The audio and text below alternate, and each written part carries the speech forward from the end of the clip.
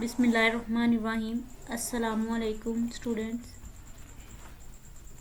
हमारा first lecture है about physics and branches of physics. तो आज के इस लेक्चर में हम डिस्कस करेंगे कि फ़िज़िक्स क्या है एंड उसकी ब्रांचेस के बारे में डिटेल से हम पढ़ेंगे। सबसे पहले हम आउटलाइंस देखते हैं, लेआउट ऑफ लेक्चर्स देखते हैं। उसमें हमारे पास introduction, what is physics, branches of physics, branches and physics and other branches, references। सबसे पहले हमारे पास है इंट्रोडक्शन। थोड़ा सा ओवरव्यू लेंगे कि फ़िज़िक्स जो है वो किस तरह से हमारे पास साइंस की कौन सी ब्रांच है, ये इसमें हम किस चीज़ के बारे में स्टडी करते हैं, ये कहाँ से। तो सबसे पहले हमारे पास जो है वो स्टडी ऑफ नेचर है, जिसको दो ब्रांचेस में डिवाइड करते हैं। ठीक है, फर्स्ट आपके पास आ जाती है बायोलॉजिकल साइंसेस एंड सेकंड आपके पास है फिज़िकल साइंसेस। जो बायोलॉजिकल साइंसेस होती है ये लिविंग थिंग्स से रिलेटेड होती है, जानदार चीज़ों से। और जो फिज़िकल साइंसेस हैं ये हमारे पास नॉन लिविंग थिंग्स से रिलेटेड है। तो बायोलॉजिकल साइंसेस की डेफिनेशन हम इस तरह से करेंगे, the science of living thing. ठीक है, science of living things is called biological sciences, जिसमें हमारे पास जो सब्जेक्ट्स हैं बायोलॉजी, बॉटनी, ये आ जाता है। बायोलॉजी आपको पता है, ठीक है, लिविंग थिंग से रिलेटेड सारा। बॉटनी में ये जो आपके ट्रीज़ हैं, पौधे, इससे सारे रिलेटेड जो स्टडी है वो बॉटनी सब्जेक्ट्स में आ जाती है। तो ये हम बायोलॉजिकल साइंसेस में स्टडी करते हैं। Physical sciences, the science of non living thing is called physical sciences, जिसमें हमारे पास फिज़िक्स आ जाती है और केमिस्ट्री। अब ये नॉन लिविंग थिंग्स किस तरह की होंगी, जितने भी आपकी ऑब्जर्वेशंस हैं, एक्सपेरिमेंट्स हैं, टेक्निक्स हैं, थ्योरीज हैं, उन सबको आप यूज़ करते हैं। कोई भी इंस्ट्रूमेंट्स जो है वो बनाते हैं, ठीक है, इम्प्लीमेंट करते हैं इन थ्योरीज़ को, लॉज को, ठीक है, अपनी डेली लाइफ में, ठीक है, नेचर में जहाँ भी आप देखते हैं। केमिस्ट्री में केमिकल्स होते हैं, ठीक है, किस तरह से बनते हैं, आपके पास जो फार्मूलाज हैं या कोई भी आपके पास मटेरियल है तो किस फार्मूला के जो है वो अकॉर्डिंग वो डिज़ाइन किया जाता है, बनता है। ठीक है, ये सारी चीज़ें हम नॉन लिविंग थिंग्स में स्टडी करते हैं, जिसमें हमारे पास एक ब्रांच है फिज़िकल साइंसेस की, फ़िज़िक्स। तो हमारा जो मेन सब्जेक्ट है वो है फ़िज़िक्स, जिसमें हमने स्टडी करना है कि फ़िज़िक्स क्या है, उसकी ब्रांचेस फर्दर क्या है। ये हमने थोड़ा सा उसका बैकग्राउंड पर जो है वो व्यू दिया है। नेक्स्ट हम स्टार्ट करते हैं, व्हाट इज़ फिज़िक्स। तो इसकी डेफिनेशन को अंडरस्टैंड करने से पहले डेफिनेशन में जो वर्ड्स यूज़ हुए हैं उनके बारे में मैं आपको बताना चाहूँगी कि एनर्जी और मैटर का वर्ड यूज़ हुआ है। तो एनर्जी हमारे पास क्या है और मैटर क्या है। एनर्जी हमारे पास जो है ये एक फॉर्म से दूसरी फॉर्म में जो है वो चेंज हो जाती है। ठीक है, वैसे जो डेली लाइफ में हम देखें, the ability to do work, कि जो भी काम करने की सलाहियत हमारे पास हो, ठीक है, उसको हम एनर्जी कहते हैं। लेकिन सेकंड जो फिज़िक्स में या हम थ्योरीज और लॉज में पढ़ते हैं, इसको एक्सप्लेन करते हैं, वो उसमें हम इसकी डेफिनेशन करते हैं कि एनर्जी ना तो डिस्ट्रॉय होती है, ठीक है, और ना ही क्रिएट होती है। ये जस्ट एक फॉर्म से दूसरी फॉर्म में चेंज हो जाती है। अब इसकी एक एग्जांपल आप देख लें कि सन है, सूरज है, वहाँ से रेज आ रही हैं, तो वो कौन सी रेज है, हीट रेज है। आपको पता है सूरज की तपिश कितनी ज़्यादा होती है, गर्मी होती है, ठीक है, तो वहाँ से हीट रेज आ रही है।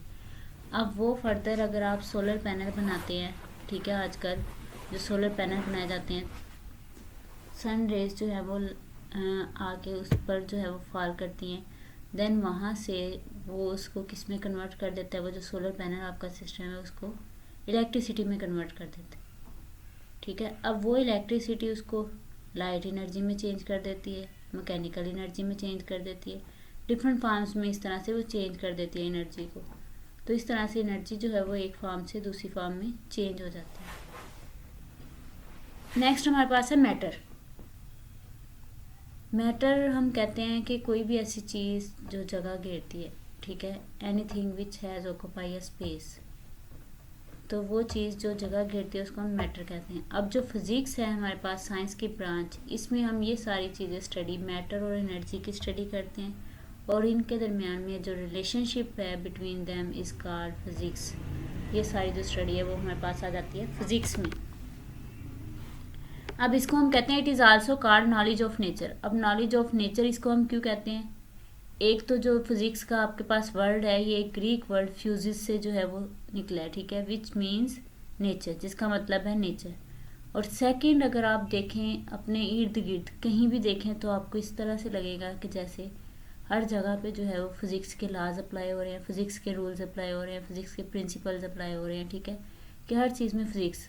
इसकी 2-3 अगर एग्जांपल डेली लाइफ में आपको दूँ तो आप ये देखें गाड़ियाँ चलती हैं, ठीक है, कार जो है वो मूव करती है, किस वेलोसिटी से करती है, किस तरह से मूव करती है, किस स्पीड से, कितने डिस्टेंस तक, वो कितने किलोमीटर जो है वो फासला जो है वो डिस्टेंस कवर करेगी, ठीक है, किस डायरेक्शन में मूव करेगी, या अगर टेबल पे कोई बुक है पड़ी है वो इस तरह से क्यों पड़ी है टेबल पर, ठीक है, कौन सी फोर्स उस पर अप्लाई हो रही है। अगर मैग्नेट है वो आयरन जो है वो मैग्नेट को अट्रैक्ट करते हैं तो वहाँ पे कौन सी फोर्सेस अप्लाई होती हैं। आपके ये जो इलेक्ट्रिसिटी है, सोलर पैनल सिस्टम डिज़ाइन किए जा रहे हैं, ये जो आपके पास फ़ैन है इसमें कैपेसिटर्स यूज़ होते हैं, वो सारे फिज़िक्स के जो है ऑब्जर्वेशन एक्सपेरिमेंटेशन करके सारी वो रूल्स उसके करके ये सारी चीज़ें जो है डिज़ाइन की जाती है। वॉशिंग मशीन है उसमें आप कपड़े वॉश करते हैं, उसमें भी एक फोर्स जो है वो अप्लाई होती है, सेंट्रीफ्यूगल फोर्स वैसे उसको कहते हैं। तो वो सारे जो लॉज, ये सारी चीज़ें जो है डेली लाइफ की, ये सारी फिज़िक्स से रिलेट कर रही हैं। It depends upon observation, experimentation and logic reasoning, कि कोई ना कोई उनकी रीज़न होती है, लॉजिक होती है, कोई ना कोई एक्सपेरिमेंट होता है जिस पे सारी हमारी ऑब्जर्वेशन जो है वो भी डिपेंड करती हैं। तो ये सारी चीज़ें हम फिज़िक्स में देखते हैं। It also play an important role in the development of technology and engineering यानी कि जो इंजीनियरिंग की फील्ड्स है वहाँ पे सारी और मॉडर्न जो टेक्नोलॉजी डेवलप हो रही है आजकल, ठीक है, लेटेस्ट कंप्यूटर लैपटॉप सिस्टम, ये सारे इनमें सब में फिज़िक्स के जो है वो रूल्स अप्लाई किए जाते हैं, प्रिंसिपल जो है वो उसके अकॉर्डिंग जो है वो वर्क किया जाता है, चीज़ें जो है वो बनाई जाती हैं, डेवलप की जाती हैं, सारी फिज़िक्स में जो है वो उसमें भी इम्पोर्टेंट रोल है फिज़िक्स का। Second, the computer networks are products of chips developed from the basic ideas of physics, यानी कि ये जो कंप्यूटर्स में जो प्रोडक्ट्स यूज़ होती हैं, चिप्स यूज़ होते हैं, आईसीज यूज़ होते हैं, ठीक है, कंप्यूटर डिज़ाइन करने में, वो सारे फिज़िक्स के बेसिक आइडियाज़ को लेके जो है वो डिज़ाइन किए जाते हैं। बाद नेक्स्ट हमारे पास है branches of physics. Branches of physics हमारे पास सो मैनी ब्रांचेज हैं, इसकी बहुत सारी ब्रांचेज हैं, ठीक है। यहाँ पर हम बेसिक लेवल पे जो है वो फिज़िक्स की स्टडी कर रहे हैं, तो यहाँ पर हम ये जो है इसकी मेन ब्रांचेस जो हैं वो डिस्कस करेंगे, उनको एक्सप्लेन करेंगे कि physics has many branches. Number 1 आपके पास है mechanics, sound, optics, electromagnetism, heat and thermodynamics, plasma physics, atomic physics, nuclear physics, molecular physics, hydrodynamics. अब ये देखिए ब्रांचेस जो हैं जब डिवाइड किया जाता है, ब्रांचेस क्यों बनाई जाती है कि अगर ज़्यादा स्टडी है अगर ज़्यादा आपके पास किसी एक चीज़ के बारे में ज़्यादा स्टडी हो जाती है, उसकी सेपरेट एक नाम दे के उसका रख दिया जाता है कि ये सारी जो स्टडी है वो हम इस ब्रांच में करते हैं, ठीक है। सेकंड, इसी तरह से जैसे हमारे यहाँ पे सेक्शन बनाए जाते हैं ना, बीएस क्लासेस के, एफएससी के, कि यहाँ पे इंजीनियरिंग के स्टूडेंट्स हैं, ये मेडिकल के हैं, ठीक है, तो इसी तरह से सेक्शन में भी डिवाइड कर दिया जाता है ABC। तो इसी तरह से जो फिज़िक्स है, मेन नाम तो फिज़िक्स है, सारी ये जो स्टडी है इसकी ब्रांचेस की सारी फिज़िक्स में ही हम स्टडी करते हैं, ठीक है, लेकिन फर्दर इसको डिवाइड कर दिया डिफरेंट पार्ट्स में, ठीक है, उसकी स्टडी को देखते हुए डिफरेंट पार्ट्स में। जैसे मैकेनिक्स है, मैकेनिक्स जो है जितनी भी चीज़ें जो है वो मोशन में है, उन पर फोर्स अप्लाई हो रही है, ठीक है, या रेस्ट में है, ये सारी जो स्टडी आ जाती है वो हमारी मैकेनिक्स में आ जाती है। इसी तरह से साउंड में हम बोलते हैं, हमारी आवाज़ जो है एक दूसरे तक कैसे जाती है, ठीक है, किन वेव्स के थ्रू जाती है, किस तरह से, ये सारी हम साउंड में पढ़ते हैं। और ऑप्टिक्स का मतलब होता है लाइट से रिलेटेड जितने भी चीज़ें हैं, यानी कि लेंस हैं, कैमराज आपके डिज़ाइन किए जाते हैं, ग्लासेस बनाई जाती हैं, लेंस, ये सारी स्टडी जो है वो फिज़िक्स की ब्रांच ऑप्टिक्स में है। इसी तरह से ये सारे नेम्स हैं, इनको हम फर्दर जो है वो एक एक को एक्सप्लेन करते हैं विद एग्जाम्पल्स के साथ। सबसे पहले हमारे पास आ जाती है यहाँ पर मैकेनिक्स। तो मैकेनिक्स की हम पहले डेफिनेशन पढ़ते हैं। The branch of physics which deals with the behavior of physical bodies and when subjected to forces or displacement। यानी कि कोई भी आपके पास सब्जेक्ट है, फिजिकल जो बॉडीज़ हैं वो जब उन पर कोई फोर्स जो है वो अप्लाई की जाती है या वो कोई डिस्प्लेसमेंट जो है वो कवर करते हैं, तो इन सब चीज़ों की स्टडी जो है वो हम मैकेनिक्स में करते हैं। फॉर एग्जांपल, इसकी एग्जांपल है लीनियर मोशन। लीनियर कहते हैं स्ट्रेट लाइन मोशन को, यानी कि एक ही लाइन में जो मोशन होती है आपकी स्ट्रेट बिल्कुल। जैसे यहाँ पे एक एग्जांपल मैंने लिखी है लीनियर मोशन की। एथलीट है कोई भी आपके पास खिलाड़ी, वो रनिंग करता है, ठीक है, 100 मीटर रेस में जो है वो पार्टिसिपेट करता है। तो वो 100 मीटर रेस क्या है, एक स्ट्रेट ट्रैक के अलोंग जो है वो मूव करता है, तो ये उसकी लीनियर मोशन कहलाती है। और सेकंड आपके पास है सर्कुलर मोशन। सर्कुलर मोशन में मूविंग कार्स व्हील और rotating ceiling fan. Ceiling fan आपकी डेली लाइफ से ये एग्जांपल है कि जो फ़ैन है वो एज अ गोल गोल जो है वो रोटेट करता है, मूव करता है, ठीक है, एक फिक्स पॉइंट के अलोंग। तो ये सर्कुलर मोशन की एग्जांपल है। इसके अलावा अगर आप एग्जांपल्स देखिए, बच्चों के जो झूले होते हैं मोस्टली जो डोली टाइप, वो मूव करते हैं सर्कुलर फॉर्म में, ठीक है, रोटेट करते हैं। तो वो सारे जो हैं वो हम मैकेनिक्स में स्टडी करते हैं कि वो किस तरह से उनकी मोशन होती है। अदर एग्जांपल्स यहाँ पे मैंने फिगर से भी शो किए हैं कि आप पर्सनस मोशंस, ठीक है, bicycle motions, trains motions, cars motions, ठीक है। इसी तरह से ये अगर एप्पल से जो है वो ट्री फॉल करता है तो कौन सी फोर्स जो है वो उस पर अप्लाई होती है, वो ट्री एप्पल जो है वो नीचे गिरता है। बैलून हवा में क्यों, ठीक है, फ्लाई करते हैं। इसी तरह से ये डोर जो है उसको आप अगर खींचते हैं तो उस पर कौन सी फोर्स अप्लाई होती है, ये डोर जो है वो आप पे कौन सी फोर्स एक्सर्ट कर रहा है। एक ये क्रिकेट मैन है तो ये बॉल को किस तरह से वो किक करता है और बॉल किस डायरेक्शन में मूव करता है, कौन सी उसके पे फोर्स लगती है। तो ये सारी जो स्टडी आ जाती है हम मैकेनिक्स में करते हैं, ठीक है। इसके बाद आपके पास है इलेक्ट्रोमैग्नेटिज्म। अब जो इलेक्ट्रोमैग्नेटिज्म है, the interaction of electrically charge particles and the interaction of magnetic fields with electrical conductors. यानी कि आपके पास कोई चार्ज पार्टिकल्स होते हैं, इलेक्ट्रिकली चार्ज पार्टिकल्स, ठीक है, and the interaction of magnetic fields with electrical conductors. अब इलेक्ट्रिकल कंडक्टर्स क्या होते हैं, सबसे पहले आपको ये पता होना चाहिए। इलेक्ट्रिकल कंडक्टर्स के जिनमें से कोई ऐसी चीज़ें, थिंग्स के जिनमें से बिजली जो है वो पास हो सके, वो कंडक्टर्स कहलाते हैं, ठीक है।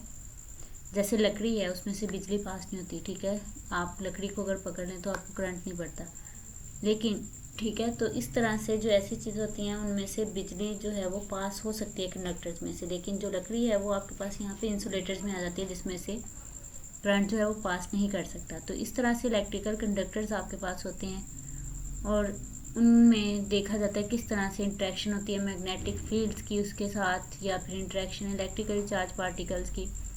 कि जैसे आपके पास आयरन का पीस है कोई, जैसे ही आप मैग्नेट को उसके करीब लेके जाएंगे तो उसको अट्रैक्ट करेगा। अब क्या होगा कि आयरन के अलोंग, मैग्नेट के अलोंग एक फील्ड होगा, अगर उस फील्ड के अंदर आपके पास आयरन का पीस आएगा तो वो उसको अट्रैक्ट करेगा। लेकिन अगर आप थोड़ा सा दूर ले जाए मैग्नेट की एक्सेस से, तो वो जो मैग्नेट का फील्ड है अराउंड उसमें नहीं आ रहा, तो वो उसको अट्रैक्ट नहीं करता, वो दूर चला जाता है, ठीक है।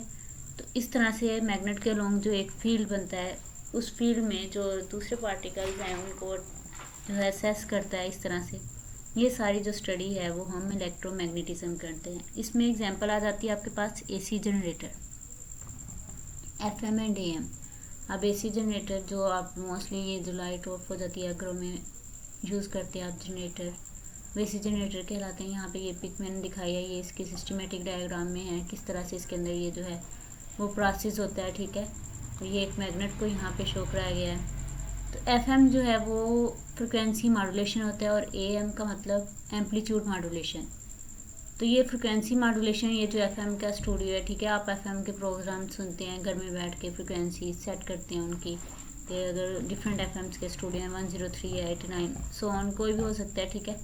तो वो किस तरह से उसके सिग्नल्स आपके जो है वो घर में मोबाइल पे पहुंचते हैं, या फिर आपके पास जो रेडियो है उस पर किस तरह से वो कैच करती हैं, तो वो इलेक्ट्रोमैग्नेटिक वेव्स होती हैं जिनके थ्रू जाती हैं। तो ये सारी जो स्टडी आ जाती है वो हम इलेक्ट्रोमैग्नेटिज्म में स्टडी करते हैं। नेक्स्ट इसकी ब्रांच है साउंड।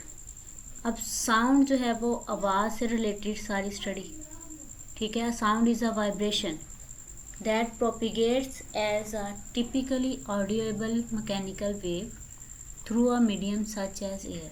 अब देखिए, मैं अगर बोल रही हूँ आपको आवाज़ सुनाई दे रही है, ठीक है, तो जो साउंड है वो आपको सुनाई देती है। अगर माइक्रोफोन में पिक नहीं आ रही, आप जस्ट सुन रहे हैं, ठीक है, या कोई शोर हो रहा है तो वो आप सुन रहे हैं, देख नहीं रहे, ठीक है। तो ऑडियोबल मैकेनिकल वेव्स है थ्रू अ मीडियम, कोई भी मीडियम, किस मीडियम के थ्रू हमारी आवाज़ एक दूसरे को सुनाई देती है, थ्रू एयर, ठीक है। इस तरह से ये जो सारी स्टडी आ जाती है साउंड से रिलेटेड। देखिए, अलार्म लगता है बेल पे, ठीक है, इसकी बेल होती है, इसकी आवाज़ आपको सुनाई देती है क्लॉक पे, माइक के ज़रिए से, माइक्रोफोन के ज़रिए से आप आवाज़ सुनाई देते हैं, या अदर थिंग्स का जो शोर है वो इंसान जो है वो सुन सकता है। तो ये वाली जो सारी स्टडीज़ से कि किस तरह से वो हम तक आवाज़ पहुंचती है, और कौन से इसमें इंस्ट्रूमेंट्स हम डिज़ाइन करते हैं या बनाए जा सकते हैं जिनके ज़रिए से आवाज़ एक जगह से दूसरी जगह जो है पहुंचती है, वो सारी जो सिस्टम है वो हम फिज़िक्स की ब्रांच साउंड में स्टडी करते हैं। नेक्स्ट आपके पास आ जाता है ऑप्टिक्स। अब ऑप्टिक्स का मतलब होता है लाइट, यानी कि लाइट से रिलेटेड जितनी भी चीज़ें हैं उन सब की स्टडीज़ जो है वो हम ऑप्टिक्स में करते हैं। तो इसकी डेफिनेशन अगर हम देखें, it involves the behaviour and properties of light including the construction of instruments that used और डिटेक्टेड। कि इसमें जो है वो सारा बिहेवियर, प्रॉपर्टीज़, क्या खसूसियात हैं लाइट की, वो सारी इसमें आ जाती हैं। लाइट का क्या बिहेवियर है, ठीक है, उसकी सारी खसूसियात, इंक्लूडिंग कंस्ट्रक्शन ऑफ इंस्ट्रूमेंट्स जो आलात होते हैं हमारे पास, ठीक है, उनको किस तरह से हम बनाते हैं, कंस्ट्रक्ट करते हैं।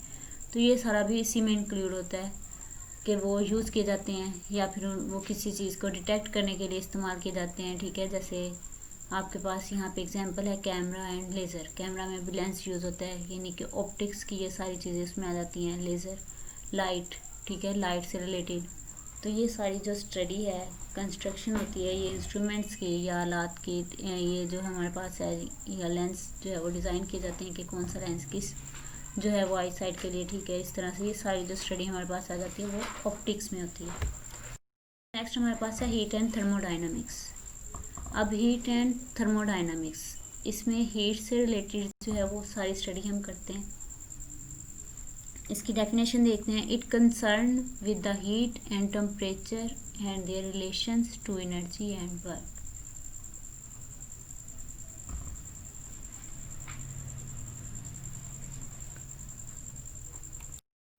अब यहाँ पे एक चीज़ मैं आपको क्लियर कर दूँ कि ये जो आपके पास है हीट एंड टेम्परेचर, इन दोनों में डिफरेंस होता है। मोस्टली हम छोटे बच्चों को यही कहते हैं टेम्परेचर भी वही चीज़ है, हीट भी वही चीज़ है, ठीक है, लेकिन इन दोनों में डिफरेंस होता है। जो हीट है ये एनर्जी की एक फॉर्म होती है जो एक फॉर्म से दूसरी में चेंज हो जाती है, लेकिन जो आपके पास टेम्परेचर है ये चेंज नहीं होता, यानी कि ये एक डिग्री है जिसको हम मेजर करते हैं। कोई भी चीज़ ठंडी है या गर्म है, उस चीज़ की कोल्डनेस और हॉटनेस को मेजर करने के लिए जो है वो यूज़ होता है, उसको हम टेम्परेचर कहते हैं, ठीक है। लेकिन जो हीट है, तो एग्जांपल इसमें हमारे पास आ जाती है एनर्जी हीट इंजन, ठीक है। हीट इंजन जो है वो, तो ये हीट इंजन की एक सिस्टमेटिक डायग्राम है कि वो किस तरह से जो है वो वर्क करता है। हाई टेम्परेचर रिजर्वायर होता है आपके पास, low temperature reservoir. Heat engine है वो वर्क डन करता है, ठीक है, किस तरह से हीट जो है वो मूव करती है और इजेक्ट होती है या फिर आपके पास जो है वो एब्जॉर्ब होती है। ये सारा जो है वो हम हीट एंड थर्मोडाइनमिक्स में स्टडी करेंगे। यहाँ पे एक कप ऑफ कॉफ़ी है, यहाँ से हीट निकल के वो जो है वेपर्स में चेंज हो रही है। इस तरह से ये जो सारी स्टडी होती है वो हम फिज़िक्स की इस ब्रांच में स्टडी करते हैं। नेक्स्ट आपके पास आ जाता है प्लाज्मा फिज़िक्स। प्लाज्मा जो है वैसे फोर्थ स्टेट ऑफ मैटर है, ठीक है। 3 स्टेट्स छोटी क्लासों में बच्चों को पढ़ाई जाती हैं, फिर नेक्स्ट फर्दर 4 स्टेट्स पढ़ाई जाती हैं कि फर्स्ट आपके पास solid, liquid, gases and fourth आपके पास आ जाता है प्लाज्मा।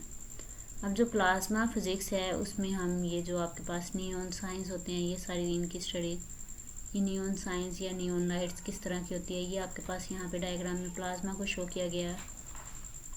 और ये आपके पास नियॉन साइन है, लाइट उसकी मोस्टली ये लिखा है ओपन 24 आवर्स। ये जो शॉर्ट्स में लिखा होता है ये नियॉन लाइट्स के ज़रिए से जो है वो लिखा जाता है, नियॉन साइंस को शो करते हैं। ये सारी जो स्टडी है वो हमारे पास प्लाज्मा फिज़िक्स में आ जाती है। तो इसकी डेफिनेशन क्या है, it electrically electrically neutral medium of unbound positive and negative particles.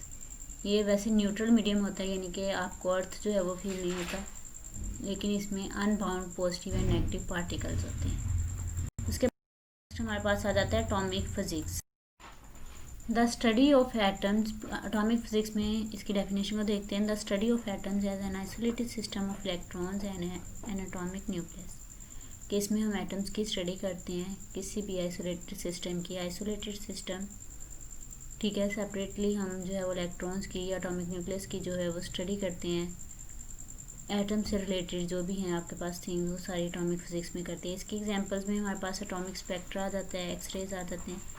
अब ये आपके पास कोई एटम की स्ट्रक्चर है, यहाँ पे शो कराई गई है। एक्सरेज जो आप देखते हैं, एक्सरे जो होते हैं, ठीक है, इंसानी बॉडी के, ये देखिए यहाँ पे ये जो एक बोन जो है वो दिखाई दी गई है। तो इस तरह से ये जो एक्सरे किए जाते हैं, इनसे रिलेटेड जो स्टडी के किस तरह से इनका इफेक्ट या किस तरह से ये किए जाते हैं, ये सारे हम एटॉमिक फिजिक्स में देखते हैं। ये एटॉमिक स्पेक्ट्रा है एक हाइड्रोजन एटम का, जिसमें ये हाइड्रोजन एब्जॉर्प्शन स्पेक्ट्रा है, जो इस तरह से इसको हम डिनोट करते हैं। ये एमिशन स्पेक्ट्रा है, जो इस तरह से लाइन में शो करते हैं। फर्दर हम इसको डिटेल में इस ब्रांच में इसकी हम सारी स्टडी करते हैं। ये जस्ट एक एग्जांपल्स हैं, ठीक है, लेकिन इसकी फर्दर डिटेल स्टडी होती है। उसके बाद नेक्स्ट हमारे पास है न्यूक्लियर फिजिक्स। न्यूक्लियर फिजिक्स है, इसकी डेफिनेशन देखें। It study the constituents and interaction of atomic nuclear, ठीक है, एटम के अंदर न्यूक्लियस होता है, एटॉमिक न्यूक्लियर जो है उसके इंटरेक्शन और उसके कंस्टिट्यूएंट्स क्या हैं, इफेक्ट क्या हैं, उसका स्टडी है वो हम न्यूक्लियर फिजिक्स में करते हैं। इसकी एग्जांपल्स हमारे पास क्या है, न्यूक्लियर रिएक्टर्स, न्यूक्लियर मेडिसिन्स। यहाँ पे ये एक डायग्राम्स न्यूक्लियर रिएक्टर्स की जो है वो गिवन है। यहाँ पे ये देखें, ये एक न्यूक्लियर रिएक्टर को शो कर रहा है। ये आपने देखा होगा मोस्टली फैक्ट्रीज़ में इस तरह से ये जो है वो रिएक्टर से यहाँ से ये जो धुआं फ्लो कर रहा होता है। तो ये सारे न्यूक्लियर रिएक्टर्स की जो स्टडीज़ होती है कि किस तरह से ये वर्क करते हैं, किस तरह से डिज़ाइन किए जाते हैं, ये सारा हम न्यूक्लियर फिजिक्स में करते हैं। और न्यूक्लियर मेडिसिन्स भी बनती हैं। नेक्स्ट हमारे पास है मॉलिक्यूलर फिजिक्स। एक एटॉमिक फिजिक्स थी जो हम एटम्स के देखते हुए हम स्टडी करते हैं, ठीक है। और ये हमारे पास है मॉलिक्यूलर फिजिक्स। जो एटम है वो एक छोटा सा ज़रा होता है, ठीक है, छोटे छोटे पार्ट्स की, टाइनी पार्ट्स की हम स्टडी करें। लेकिन जो मॉलिक्यूलर्स है वो एटम से मिलकर एक बड़ा जो है वो मॉलिक्यूल्स बन जाता है। तो वो जो स्टडी आ जाती है वो आपके पास मॉलिक्यूलर फिजिक्स में आ जाती है। The study of physical properties of molecules, कि अब वो मॉलिक्यूल से बन गए हैं, उनकी फ़िज़िकल प्रॉपर्टीज़ क्या है, क्या खसूसियात हैं, उनकी स्टडी। और जो केमिकल बॉन्ड्स हैं उन एटम्स में बन रहे, ठीक है, उनकी सबकी स्टडी हमारे पास किस में आ जाती है, मॉलिक्यूलर फिजिक्स में। तो इसकी एग्जांपल है एक लेज़र। तो लास्ट पास जो 10th एग्जाम ब्रांच है यहाँ पर जो हम स्टडी कर रहे हैं फिजिक्स की, वो है हाइड्रोडायनामिक्स। तो इसकी डेफिनेशन क्या है, the study of liquids in motion, कि कोई भी आपके पास लिक्विड्स हैं वो मोशन में स्टडी कर रहे हैं तो वो सारी हाइड्रोडायनामिक्स में आ जाती है। कोई भी फ्लूइड आपके पास हो जा सकता है, ठीक है, उसकी स्टडी। या इसके अलावा वेदर पैटर्न है इसकी एग्जांपल, कि मौसम की सूरत हाल, किस तरह से आपका मौसम जो है वो नेक्स्ट वीक में रहेगा, ये सारी जो स्टडी आ जाती है वो हाइड्रोडायनामिक्स में। एरोडायनामिक्स में यहाँ पे एक रॉकेट की एग्जांपल आपको यहाँ पे दिखाई गई है पिक। तो ये वाली जो स्टडी, इस तरह की चीज़ों की जो स्टडी हम करते हैं वो हाइड्रोडायनामिक्स में करते हैं। तो ये थी आपके पास main branches, 10 branches of physics जिनकी हम स्टडी करते हैं। उसके अलावा और भी फर्दर इसकी जो है वो ब्रांचेस हैं, solid state physics, quantum physics, वो फिज़िक्स की फील्ड में फर्दर जो है वो हम उसको स्टडी करते हैं। तो ये फिज़िक्स एंड अदर ब्रांचेस है, फिज़िक्स है। तो इसमें हमारे पास सबसे पहले आ जाती है एस्ट्रोफिज़िक्स, यानी कि फ़िज़िक्स को हम दूसरी ब्रांचेस के साथ रिलेट करके जो है वो स्टडी करते हैं। कि दोनों को स्टडी करें तो हम वो एक ब्रांच का नाम दे देते हैं, दोनों को कंबाइन करके। तो वो हम जो है वो हमारे पास 6 हैं। फर्स्ट हमारे पास है एस्ट्रोफिज़िक्स। तो एस्ट्रोफिज़िक्स जो होती है, ये जितनी भी आपकी यूनिवर्स में जो है वो डील कर रहे हैं आप फिज़िक्स की चीज़ें, यानी कि किस तरह से जो है वो कोई सैटेलाइट्स जो हैं वो मूव करते हैं इन द यूनिवर्स और स्पेस में, उनकी क्या मोशन है, क्या पोजीशन है, किस तरह से वो मूव करते हैं, ये सारी फिज़िक्स आ जाती है हमारे पास एस्ट्रोफिज़िक्स में। एस्ट्रोफिज़िक्स के बाद हमारे पास आ जाती है केमिकल फिज़िक्स। अब ये जो केमिकल फिज़िक्स होती है ये फोकस करती है किस एलिमेंट्स की कैरेक्टरिस्टिक्स पर। और जितनी भी थ्योरीज ऑफ फिज़िक्स हैं उन पर, कि किस तरह से उन थ्योरीज़ को, आइडियाज़ को यूज़ करते हुए हम केमिकल के एलिमेंट्स की जो है वो कैरेक्टरिस्टिक्स को स्टडी करते हैं। नेक्स्ट वन है बायोफिज़िक्स। अब बायो यानी कि जो आपके लिविंग थिंग्स की जो स्टडी करते हैं हम, उनको फिज़िक्स के साथ रिलेट करके जो है वो जो हमारे पास आ जाती हैं बायोफिज़िक्स में, कि हम जो फिज़िक्स की थ्योरीज़ हैं, ठीक है, या फिज़िक्स की स्टडी करते हैं बायोलॉजिकल सिस्टम्स में मेथड्स को अप्लाई करते हुए, यूज़ करते हुए, तो ये सारी जो स्टडीज़ है वो हमारे पास आ जाती हैं बायोफिज़िक्स में। तो उसके बाद नेक्स्ट आपके पास है मेडिकल फिज़िक्स, जियोफिज़िक्स। अब जियो जो है वो स्टडी होती है, यानी कि अर्थ में जितने भी प्रोसेसेस हो रहे हैं, physical processes and physical properties उनकी क्या हैं ऑफ द अर्थ, उन सब से जो कंसर्न करती है वो हमारे पास जियोफिज़िक्स कहलाती है। नेक्स्ट हमारे पास है मेडिकल फ़िज़िक्स। अब मेडिकल फ़िज़िक्स जो है उसमें हम एप्लीकेशन ऑफ फिज़िक्स कॉन्सेप्ट्स को यूज़ करते हैं, थ्योरीज़ को, मेथड्स को मेडिसिन बनाने के लिए, ठीक है, हेल्थ केयर के लिए। तो ये जो सारी स्टडी है वो हमारे पास आ जाती है मेडिकल फ़िज़िक्स में। तो लास्ट वन हमारे पास है फिज़िक्स ऑफ म्यूज़िक। अब नाम तो इसका है फिज़िक्स ऑफ म्यूज़िक, यानी कि इसमें ये है कि जितनी भी फिज़िक्स की स्पीच है, ह्यूमन वॉइस है, या म्यूज़िकल जो इंस्ट्रूमेंट्स होते हैं उनके फंक्शंस किस तरह से, वो सारा ये जो सारा एरियाज़ ऑफ स्टडी है वो सारा उसमें आ जाता है हमारे पास फिज़िक्स ऑफ म्यूज़िक में। ओके, आज का आपको ये लेक्चर के फ़िज़िक्स क्या है, उसकी ब्रांचेस क्या हैं, अदर ब्रांचेस के साथ किस तरह से वो रिलेट करती है, सारा अंडरस्टैंड हो गया होगा। फिर भी अगर कोई आपको इसमें प्रॉब्लम हो या कुछ डिस्कस करना हो, आप पूछ सकते हैं इसके बारे में, किसी भी पॉइंट के बारे में जो आपको क्लियर ना हो। तो ये आपके पास कुछ रेफरेंसेस बुक्स हैं जिनसे आप ये टॉपिक्स जो हैं वो सर्च कर सकते हैं, स्टडी कर सकते हैं। तो उसके अलावा थैंक यू, अल्लाह हाफिज़।